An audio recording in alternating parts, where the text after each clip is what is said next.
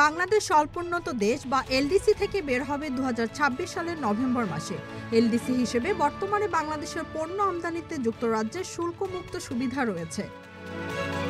বাংলাদেশে নিযুক্ত British high commissioner Sarah cook জানিয়েছেন, ডেভেলপিং কান্ট্রিজ ট্রেডিং স্কিম ডিসিটিএস এর আওতায় বাংলাদেশের পণ্যের জন্য 2029 সাল পর্যন্ত 99.8% পণ্যে শুল্কমুক্ত সুবিধা অব্যাহত থাকবে।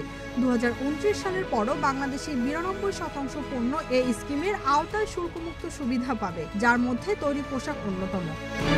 ব্রিটিশ হাইকমিশনার আইসিসি বাংলাদেশ কার্যালয়ে সংগঠনের সভাপতি মাহবুবুর রহমান এবং নির্বাহী বোর্ডের সদস্যদের সঙ্গে এক বৈঠকে ওই তথ্য জানান।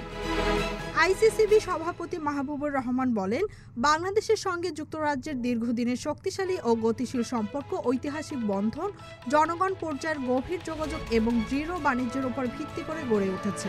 যুক্তরাজ্য বাংলাদেশের অন্যতম বৃহৎ রপ্তানি গন্তব্য হিসেবে চিহ্নিত, বিশেষ করে তৈরি পোশাক শিল্পের। বাংলাদেশের আর্থিক সেবা, জ্বালানি এবং শিক্ষা খাতে ব্রিটিশ কোম্পানিগুলোর সক্রিয় উপস্থিত রয়েছে।